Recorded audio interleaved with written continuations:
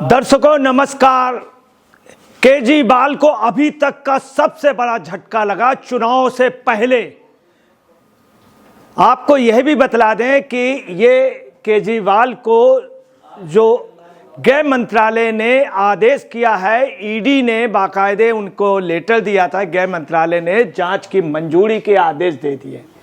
अब इस जांच की मंजूरी के बाद केजरीवाल बच नहीं पाएंगे, केजरीवाल निश्चित जेल जाएंगे, चूंकि इनको क्लीन चिट नहीं मिली थी। ये जमानत पर थे, केजरीवाल जमानत पर थे। चुनाव से पहले केजरीवाल को अभी तक का सबसे बड़ा झटका, गृह मंत्रालय ने मुकदमा चलाने के लिए ईडी को मंजूरी दे दी है। मेक अपडेट ने भी अपने सोशल मीडिया अकाउंट्स में देखिए पोस्ट किया, अरविंद केजरीवाल की बड़ी मुसीबत, ईडी के शराब मामले में अरविंद केजरीवाल पर मुकदमा चलाने की गृह मंत्रालय से मिलेगी अनुमति मिली। ईडी के अनुसार केजरीवाल शराब घोटाले में मुख्य साजिश करता है। आपको ये भी बता दें, केंद्रीय गृह मंत्रालय पूर्व मुख्यमंत्री अरविंद केजरीवाल पर अब रद्द कर दी गई दिल्ली आबकारी नीति 2021-22 की कथित अनियमितताओं को लेकर मुकदमा चलाने के लिए प्रवर्तन निदेशालय ईडी को मंजूरी दे दी है। इस मंजूरी मिलने के बाद अब केजरीवाल के लिए ये बहुत बड़ी मुसीबत, इन मुश्किलों से बच नहीं सकते।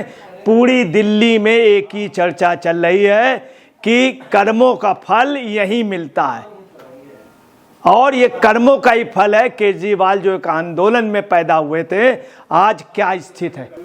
आपको ये भी बतला दें कि सुप्रीम कोर्ट ने 6 नवंबर को दिए गए एक फैसले के कुछ महीने बाद उठाया गया है ये मामला, जिसमें कहा गया था कि ईडी को भी मनी लॉन्ड्रिंग के मामले में दंड प्रक्रिया संहिता के धारा 197(1) अब भारतीय नागरिक सुरक्षा संहिता की धारा 218 के तहत मुकदमा चलाने के लिए केंद्रीय जांच ब्यूरो सीबीआई की तरह पूर्व अनुमति लेनी होगी। अब देखिए क्या यहाँ मुख्य बात क्या है, सुप्रीम कोर्ट भी कह चुका है कि ईडी को अनुमति लेनी पड़ेगी।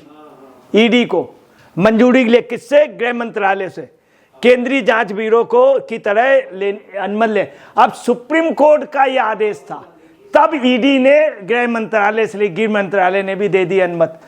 अब जो मुकदमा जो जांच होगी उसमें आप समझ सकते हैं कि प्राइमरी फेसिया इसमें सुप्रीम कोर्ट का भी एक प्रकार से पहल है, गृह मंत्रालय की भी पहल है, ईडी की भी है। काफी सबूत सीबीआई दे चुके। अब केजरीवाल का बच पाना मुश्किल है, चूंकि सुप्रीम कोर्ट ने कहा था, जैसे सीबीआई ने परमिशन ली है। ये एक ऐसा टेक्निकल पॉइंट है कि अब केजरीवाल की, ये आप पार्टी के मानना है कि अब केजरीवाल को आप पार्टी नहीं बचा पाएगी। उनके कार्यकर्ता विवाद महसूस कर रहे हैं, चूंकि सुप्रीम कोर्ट के बाद ईडी, सीबीआई के बाद ईडी के बाद गृह मंत्रालय ने दे दिया, और ईडी ने ऑलरेडी सब कुछ फाइलिंग कर ली विद प्रूफ सहित, पक्के एविडेंस हैं केजरीवाल के खिलाफ। आपको ये भी बता दें, मंजूरी के अभाव में आबकारी नीति मामले में केजरीवाल के खिलाफ आरोप तय करने का मामला दिल्ली के एक अदालत में लंबित था।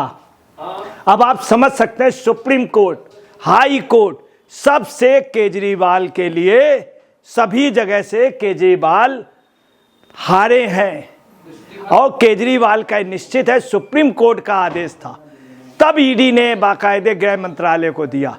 तो अब अगर ये कोर्ट जाएंगे भी तो प्राइमा फेसिया केस में सुप्रीम कोर्ट ये भी देखेगा, हाई कोर्ट, कि उन्हीं के आदेश पे किया गया है। तो आप समझ सकते हैं केजरीवाल के बचने के कोई भी रास्ते नहीं। अब आपको बता दें, इसमें बहुत बड़े बड़े घोटाले, आपको बता दें, बच पाने की कोई संभावना नहीं। क्यों? वजह बतला रहे हैं। आप देखिए, अभी प्रदीप भंडारी ने भी बाकायदे बताया था, बाकायदे एविडेंस दे करके सोशल मीडिया अकाउंट्स में भी बाकायदे पोस्ट किया था। क्या किया था आप देख लीजिए। वरिष्ठ भाजपा नेता पूर्व केंद्रीय मंत्री अनुराग ठाकुर जी ने आप आदमी पार्टी के शराब घोटाले का पर्दाफाश किया। ये प्रदीप भंडारी ने बाकायदे अपने उसमें ट्वीट किया था। अनुराग ठाकुर ने बाकायदे अपनी प्रेस कॉन्फ्रेंस में बताया कि पर्दाफाश किया कि आपके पाप क्या बताया था आपके पास? सीएजी रिपोर्ट जिस पेश करने में आप विफल रही है, उसने आपको 2026 करोड़ के भ्रष्टाचार का खुलासा किया। आप भ्रष्ट है, भ्रष्ट आपको सजा देगी। देखिए, ये भंडारी जी ने कहा, प्रदीप भंडारी ने अपने ट्वीट में क्या, अनुराग ठाकुर ने कहा। उधर देखिए दूसरा क्या है, 1100 करोड़ रुपए की आय की पहचान हुई है। ईडी ने इतने एविडेंस जोड़ लिए। अभी तक लोग समझते थे 25 करोड़ या 100 करोड़। जो ईडी ने लेटर दिया उसमें 1100 करोड़, केजरीवाल 1100 करोड़, 1100 करोड़। आप देखिए कितना बड़ा। और देखिए यही नहीं, केजरीवाल ने दूसरा सबूत देखिए। केजरीवाल उनके तत्कालीन deputy chief minister Manish Sisodia और पूर्व आप मीडिया प्रभारी विजय नायर ने अपनी चुनावी फंडिंग के लिए 100 करोड़ रुपए की रिश्वत के अलावा अतिरिक्त पैसे मांगे। विजय नायर, ये बाकायदे एविडेंस है ईडी के पास। आप देखिए उधर 1100 करोड़ रुपए, इधर ये 2026 करोड़ रुपए, और ये 100 करोड़ से ज्यादा इन्हीं का सबसे खास व्यक्ति कौन? विजय नायर कह रहा। यही देखिए, फिर आगे देखिए, तीसरा पॉइंट देखिए मेन, विनोद चौहान ने आपके लिए दिल्ली से गोवा तक 25.5 करोड़ रुपए की रिश्वत राशि ट्रांसफर की। ये भी सबूत है। यही नहीं, चौथा आप देख लीजिए 2026 को। इसका मतलब ये हुआ कि ये घोटाला बहुत बड़ा भया। लालू से भी बड़े आगे निकले हैं। चारा घोटाला जैसे था, ऐसे शराब घोटाला भी हिंदुस्तान में याद किया जाएगा, याद किया जाएगा। और आप देखिए स्थिति क्या है। इस समय केजरीवाल जनता से भी शीश महल से बाहर हो गए, मुख्यमंत्री पद से बाहर हो गए, जेल हो आए, पूरे अपने महकमे के साथ जेल हो आए। आप समझ सकते हैं।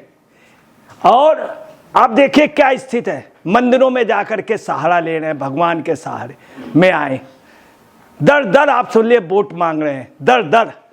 और क्या पोजीशन आप देखिए कि पोजीशन के जो उगता हुआ सूरज था, आज क्या हुआ? डूबता हुआ सूरज हो गया। दक्षिणायन से उत्तरायण आया हुआ है। और खास तौर से खिचड़ी का, मकर संक्रांत का वो। और जो केजरीवाल का जो है, ये सूरज अस्त हो गया, सनसेट, सनराइज नहीं। आपको बता दें केजरीवाल को क्लीन चिट नहीं मिली थी, जमानत पर है। इतने बड़े सबूत ईडी के पास, कितने करोड़ का आपको बताया, इतने पॉइंट आपको बता रहे, कोई नहीं रोक सकता इनको जेल जाने। आज आप पार्टी के कार्यकर्ता रो रहे हैं इस ऑर्डर के बाद में कि आज हमारे पास ऐसा कोई नेता नहीं जो बेदाग हो, जो है वो बाहर चले गए। कोई बेदाग नेता नहीं है। और ये दागी नेताओं से हम क्या कर लेंगे? सब लोग जान गए हैं कि ये बेदाग नेता, और जेल जाने से इनको अब कोई भी नहीं रोक सकता है। आज नहीं तो कल ये निश्चित तौर पर पतन हो गया। जनता ने खुद देखा, आते हुए देखा, जाते हुए देखा, और डूबते हुए देखा, अर्श से फर्श, फर्श से पाताल में देखा। आपका भविष्य चुनाव पे हम आपको बता रहे हैं, ये आखिरी इनके लिए कील है। किसमें? आप पार्टी पे। दोस्तों नमस्कार।